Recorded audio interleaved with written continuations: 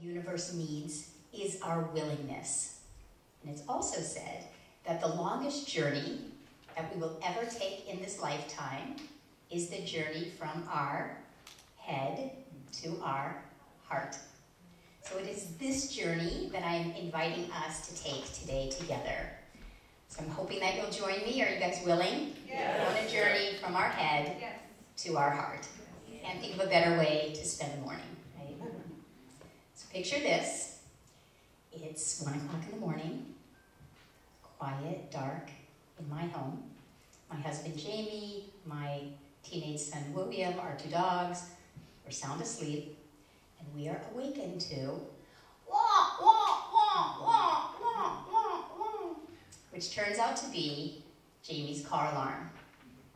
So he jumps up, goes to the front door to grab his keys to turn off his car alarm, and lo and behold, his keys are not at the front door. So it's still 1 in the morning, it's quiet in our neighborhood, except for, wah, wah, wah, wah. We begin scurrying around our home looking for the keys. Now, for any of you who know my husband, he's a singer-songwriter, he's extremely creative, and by creative, I mean that his keys could be anywhere in our home. They could be in his pants pocket, they could be in a jacket pocket, they could be in our kitchen, they could be in our refrigerator in our kitchen. So we're all looking for the keys, wah, wah, wah, 1 in the morning. And I go back into the bedroom and I see the keys and they're right on his bedside table. So I grab the keys, I go to the front door, he turns off his car alarm. We all exhale, it gets quiet and still again. I'm sure the neighbors are pleased.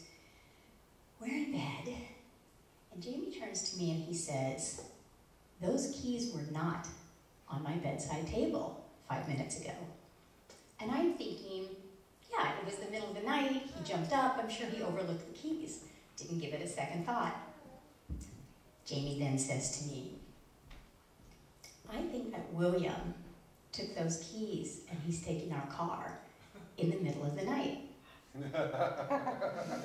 which I replied, "Absolutely not. I am adamantly defending our 16-year-old son. There is no way that our son would have the nerve, with a learner's permit only, I might add, to take our car in the middle of the night. There's no way."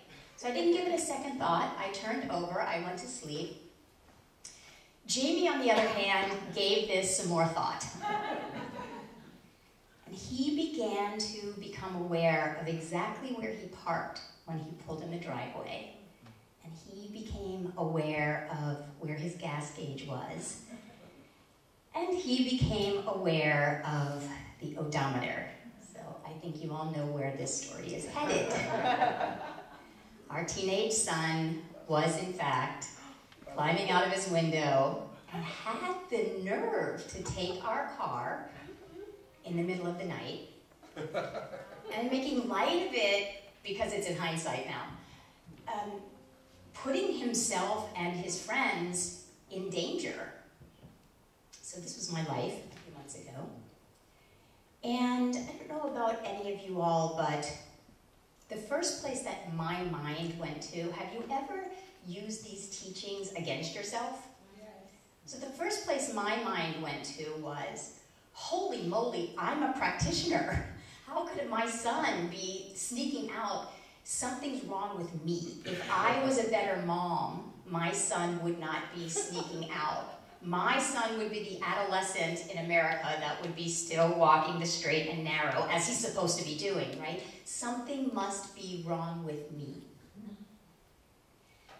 And yet, every morning in my meditation, I heard the same question. That's why I bring it up today under this topic. The question I heard every morning was, are you willing to rise into wisdom?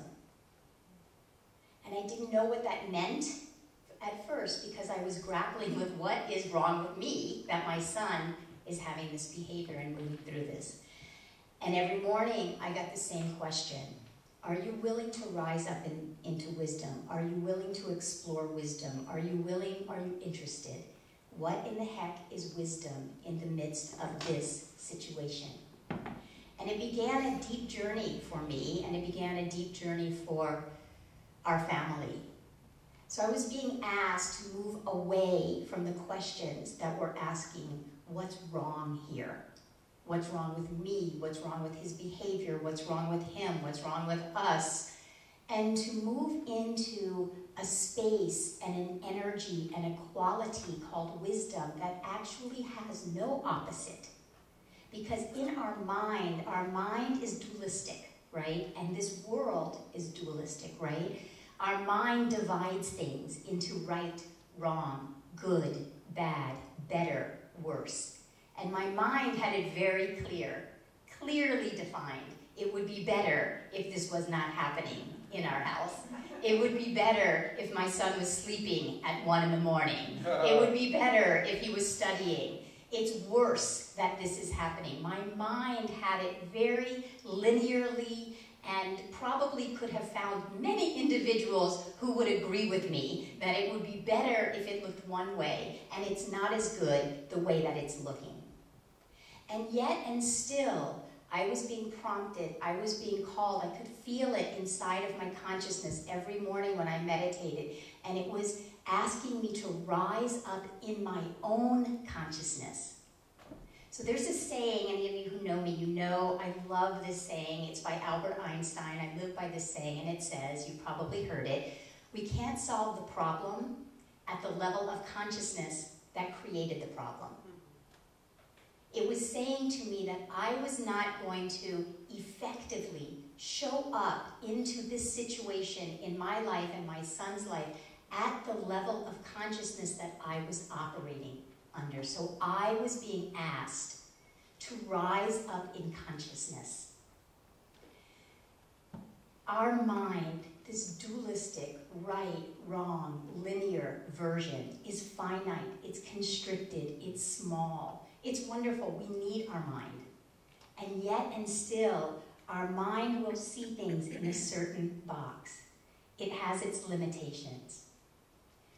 The willingness to rise up into our wisdom, especially in the midst of a situation that you may be going through in your world that doesn't look like a situation that perhaps you'd like to be going through. So I'm asking you as we continue here this morning, perhaps there's something in your own life that you can travel this journey with. Maybe there's something that you're moving through in your life.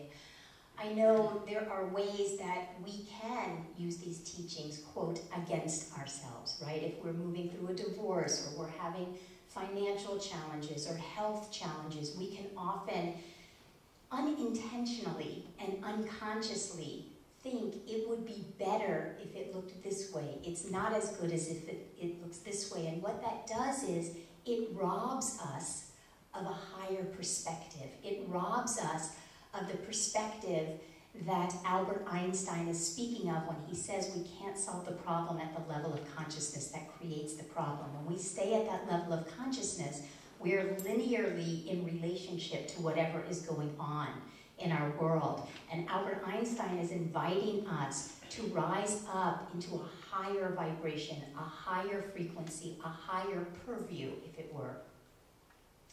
Albert Einstein also says that the most important decision any one of us will ever make in our lifetime, so that's a big statement.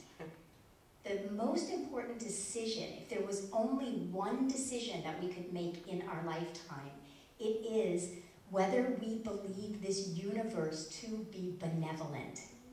It's a big statement, and that statement has changed my life, because if the universe is benevolent in one moment, the universe must be benevolent in every moment. There are no exceptions. So it was my task, and perhaps it is yours through something that you're moving through in your world, and I'm inviting you to, as we move forward this morning, to really find something in your life that perhaps you're grappling with. Something that's significant to you, something that's meaningful to you, something that matters to you, that you can really grapple with in this room this morning, so that you will walk out that back door transformed. You will walk out that back door with a higher perspective, a higher knowing, a higher seeing of the same situation. Your situation itself might not change. Your view, your relationship to the situation has 100% possibility to change. And when that changes, everything changes. Are you guys with me? Yep. Got it? Do you all have something that's real in your world that you're grappling with? Okay? Because I want this to be real, because the spirit of this universe works us. It works us from the outside in by presenting these different situations to us, but mostly it offers us the opportunity to be worked from the inside out, so that the situation is here, but how I relate to that situation can change. How I see that situation can change. We don't always have control of what comes into our life, but what we do have is the ability to transform, expand, evolve the way that we come to the situation. So how I was being worked with from the inside out of my being changed the way that I was able to show up in this situation. I learned very quickly, and many of you may have teenagers or have had teenagers, so I was definitely behind the learning curve on this. I learned very quickly that one cannot control a 16-year-old adolescent. That 16-year-old adolescents know how to open their window in the middle of the night. And of course we did our due diligence, kept our keys very close to us, and spoke to different parents, and obviously we did our due diligence in this world. But my promptings in my meditation every morning were paradoxical, because my promptings in my meditations every morning were encouraging me and prompting me to rise up and not to ignore, not to deny, not to resist anything that was going on in the human world. I was tending to that. But it was asking me to simultaneously place more of my intention on the invisible wisdom that was also present in this situation, so that my eyes would be expanded, so that I would perceive this situation as more than simply a boy taking a car and doing something, illegal, and putting his own life at risk. There was more to this story. There was more going on here. And Spirit was asking me, and Spirit was inviting me and handing me the opportunity that I had the opportunity to see this situation in a larger context. And that is what each one of us is always being invited to, because God is infinite. So every situation in front of you is infinite. It has infinite possibilities. It holds infinite possibilities, but most of all, it's asking from us to see it in a larger, greater way. And so I was guided to look at this situation differently. And as I did, things began to come out from my son, things that he was moving through, ways that he was being challenged in his world. And as I was hearing how he was being challenged in his world, puzzle pieces started to fit together. And I began to see that at first I was looking very narrowly at this situation, and I could feel my own vision expanding. Does that make sense? The qualities of wisdom will allow you to expand your own vision. And the qualities of wisdom are so just astounding to me. So the quality of wisdom, first and foremost, wisdom has no opposite. So that's when we know we're residing in wisdom versus our mind, right? Because our mind will say one way is better than another.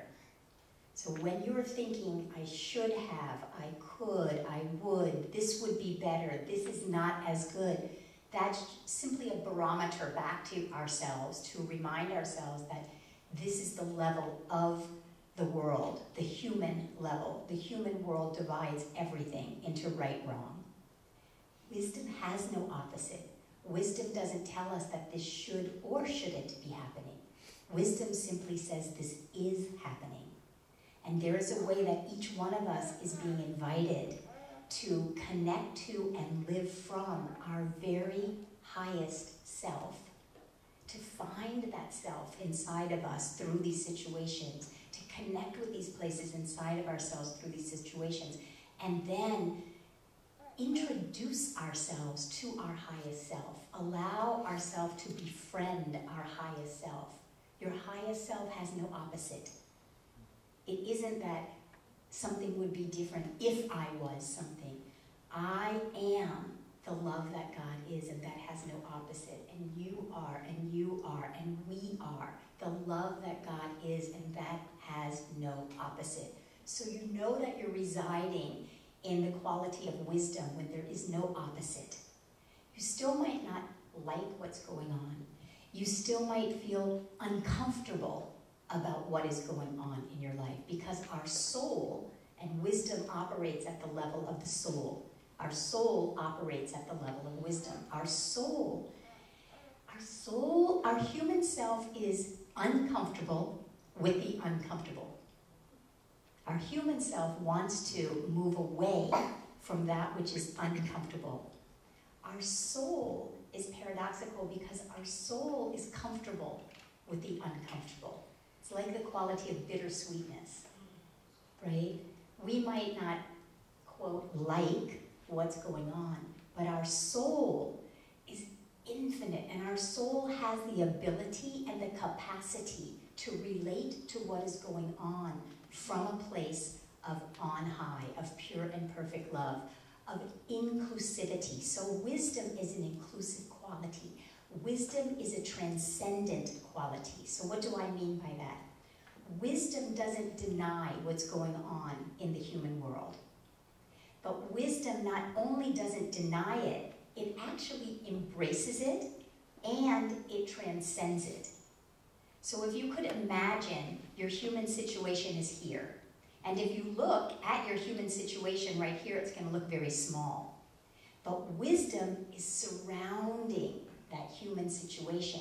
And the greater you allow your wisdom to be, the greater, the higher you allow your consciousness to expand, the smaller that human situation is perceived. Do you see? The human situation doesn't actually change, but your perception of it will either see it as something small in the big scheme of things, meaning that you are able to embrace it. You are able to become a container that doesn't need to deny what's going on, doesn't need to fight against what is going on, doesn't need to resist what is going on, but you may be called to have a very deep journey within yourself, to be able to shift and transform, transmute, and evolve the way that you are perceiving that situation.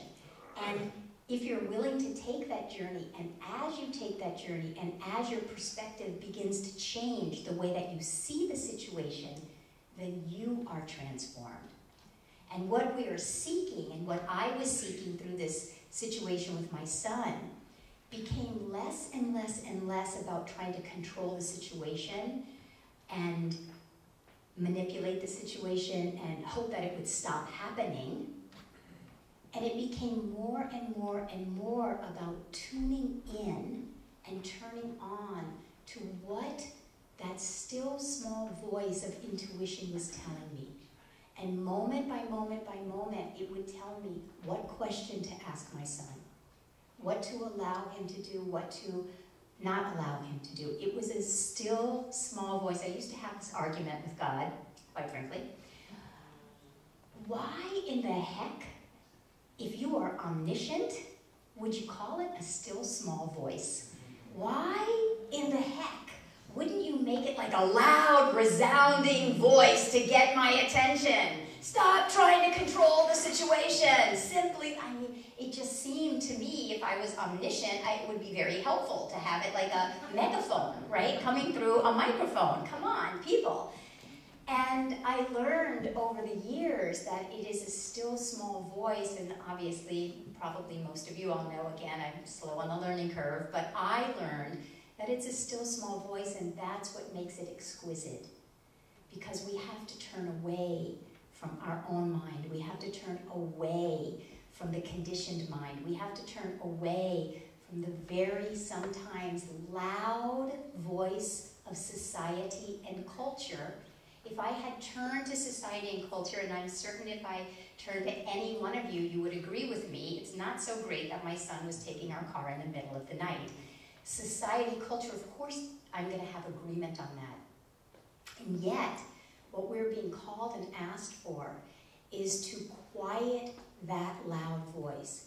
And it doesn't mean that there's anything wrong with that voice. That voice is giving us guidance. It means that the still small voice that resides deep within each one of us has the ultimate information for us. And so for whatever it is that you are moving through in your own world right now, there is individualized wisdom, individualized insight, individualized messages encoded for you according to your own soul path. So someone else might be guided in my situation to act A, B, C, and D way. I was guided to act X, Y, Z way because I was listening for what was a fit for me on my own soul's journey in the context of what was happening in my world. And each one of you, that is why we need to turn away from culture and away from society often and turn towards our own intuition. Intuition is a sister, it's a cousin to wisdom. They're like siblings, they're family. Intuition, wisdom. Why? Because intuition is that still small voice that resides within us, and that still small voice that resides within us is our very connection to the voice of God, the voice of pure and perfect love that has the capacity to see every situation from on high. It has the capacity to see whatever you're moving through and going through from a higher vibration and frequency. Make sense? So intuition is a bridge, just like willingness is a bridge. And I believe willingness to be a very courageous, I'm going to say adjective, quality, action to take. Willingness is a very courageous action. Why? Because it's easier to go with society. It would have been easier for me to stay in the lane that was saying, this should not be happening in my world. That was, I won't say easier, but it's certainly more prevalent, more prominent.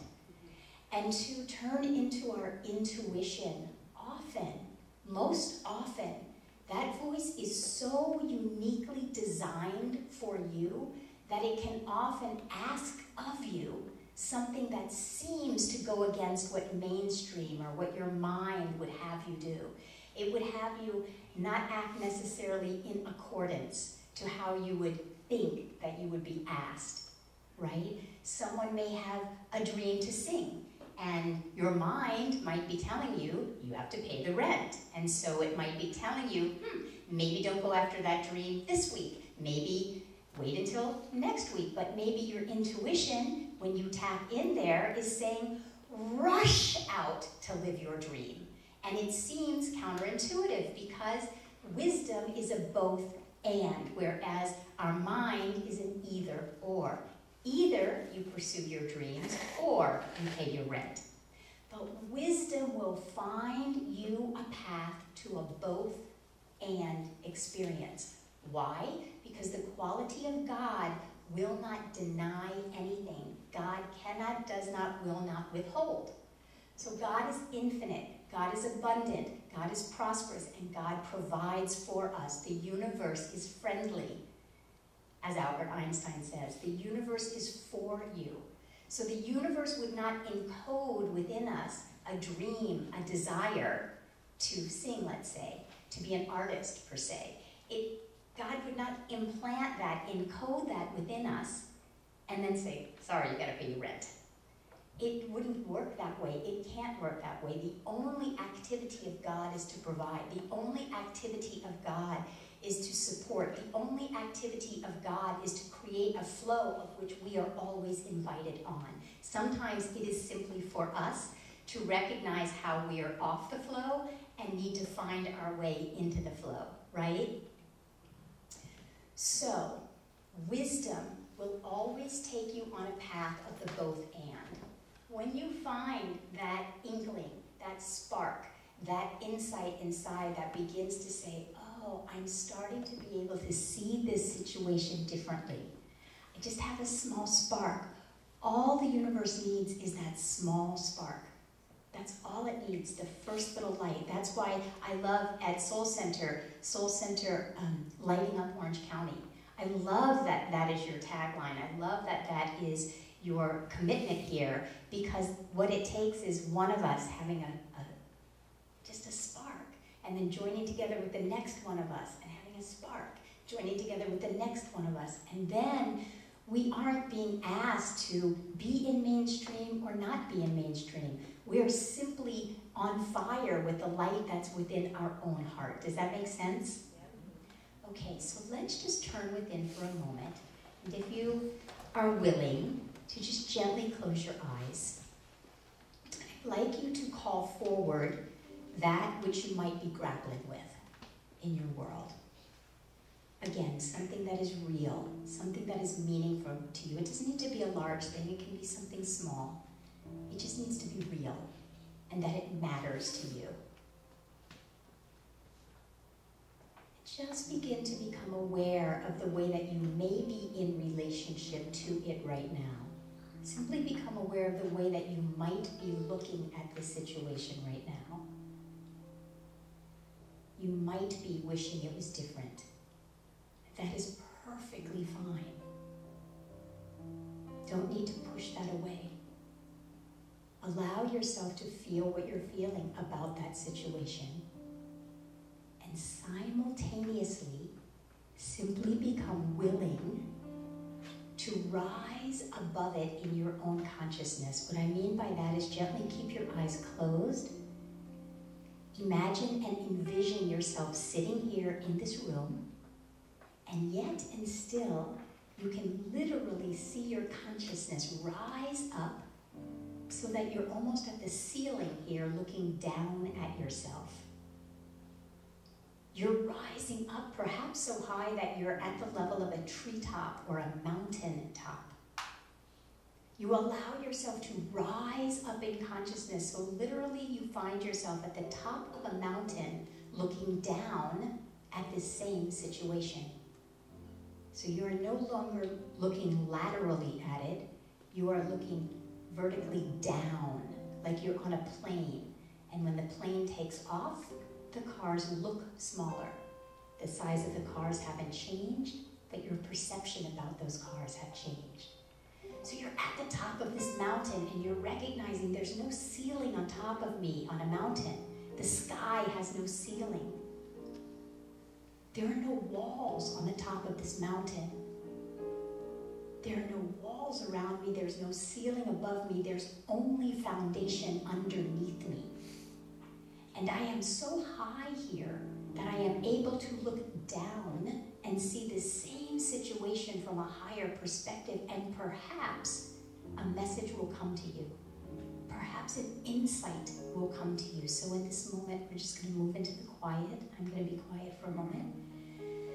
We're just going to open our heart. We're not attached. Nothing needs to come. It may come later on your drive home. It may come tonight when you're taking a shower or a bath. We're simply inviting wisdom to speak to us about this situation. And we listen.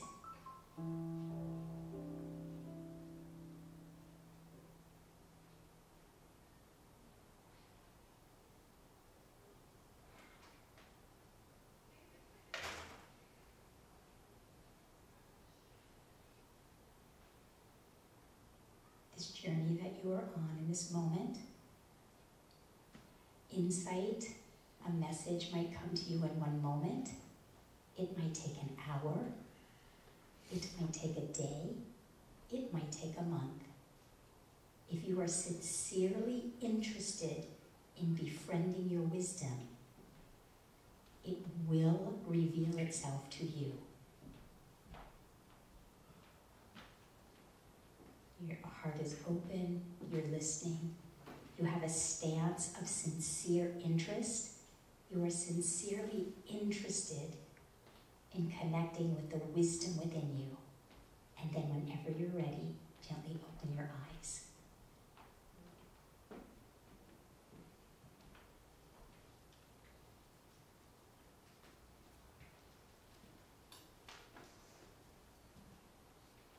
If it feels comfortable, just place your hand on your heart. If it feels comfortable, just repeat after me. I am willing to befriend my wisdom. I am willing to befriend my wisdom. My wisdom is seeking to befriend me. My wisdom is seeking to befriend me. Repeat after me again. I am willing to befriend my wisdom. I am willing to befriend my wisdom. Repeat after me if it feels comfortable. My wisdom is my best friend. My wisdom is my best friend. Gently open your eyes and just turn to a neighbor and say, your wisdom is your best friend. Your wisdom is your best friend. Find a different neighbor, find the same neighbor. Your wisdom is your best friend. Your wisdom is your best friend. One more person, or maybe the same person, maybe yourself. Your wisdom is your best friend. Your wisdom is your best friend. Sometimes it takes a minute to get there, but your wisdom is in fact your best friend. So repeat after me. Let's say, our wisdom is our best friend. Our wisdom is our best friend. One more. Soul Center's wisdom is our best friend. Soul Center's wisdom is our best friend. Last one. God's wisdom is our best friend. God's wisdom is our best friend. Thank you, everyone. This is your practice for living.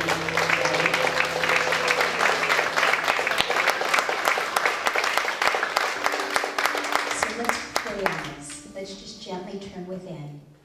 How deeply grateful I am that the presence of wisdom is here, active in this space. How grateful I am for each and every individual who has shown up here, for I know that wisdom is seeking each one of us. And I know that before we rise up from the chairs we sit in, wisdom will find each one of us. For there is a spirit and a presence of God that is right here, the most high, pure and perfect love, the high vibration, the holy vibration of love that includes all things, that leaves nothing out. Nothing is outside of the embrace of love. There is no situation, circumstance, individual in your life that is outside of the love of God, the wisdom of God, your own love, your own wisdom. May we have the eyes to see the inclusivity that is right here available to us. May we have the eyes to see the wisdom that is right here available to us. So I know that eyes are changing, perspectives are changing, transforming, evolving right here where your health is concerned, or finance is concerned, relationships are concerned, a divorce is concerned, a marriage is concerned, a birth is concerned, anything and everything that you might be grappling with in your life. Right here, the spirit of wisdom, the quality of wisdom, the frequency, the vibration of wisdom is seeking to find you. How grateful I am to know that we are changed out of our willingness today. And what I know most of all is that as we do leave this place, that the spirit of wisdom, the quality of wisdom is within us. And it is expanding within us, and it continues to grow and reveal itself to us throughout this day, throughout this week, that the spirit and the presence and the energy of pure and perfect wisdom, our own inner wisdom, is befriending us in this moment and throughout this day. The spirit and the quality of wisdom is asking us to trust it, to trust that place of pure and perfect intuition within us. So I know that I know that I know that everything is unfolding for our good. Can we agree on that? Yes. Everything is working together. I am deeply grateful. I release this word. I know that it is done, and so it is. Amen. Amen. Amen. Thank you, everyone. Thank you, everyone. Thank you. So we are inviting our beautiful ushers up. This has become my own individual favorite time of the service because it invites us really into our heart. It is a time of conscious giving. As Patricia and Jessica had said at the beginning, and I don't know if all of you recognize this, but this entire community is volunteer-based. So it is because of the generosity of spirits coming together that we are able to be here. So we are graciously and gracefully giving back to the richness and the couples ministry and the men's club and all of the offerings that are here. So I'm grateful, and ushers.